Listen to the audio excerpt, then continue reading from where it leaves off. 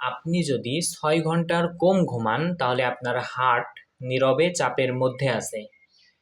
প্রিয় দর্শক, যারা 6 ঘন্টার কম ঘুমাবে গবেষণায় দেখা গেছে যে তাদের হার্ট অ্যাটাকের ঝুঁকি উল্লেখযোগ্যভাবে বৃদ্ধি পায়। কম ঘুম মানেই আপনার ভিতরে কর্টিসল বৃদ্ধি, আর কর্টিসল বৃদ্ধি মানেই আপনার উচ্চ রক্তচাপ অর্থাৎ হাইপার টেনশন।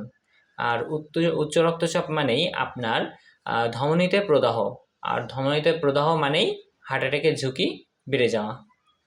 প্রিয় দর্শক, এজন্য আমি সবসময় বলি এটি সুস্থ মানুষের কমপক্ষে 6 থেকে 8 ঘন্টা ঘুমানো উচিত।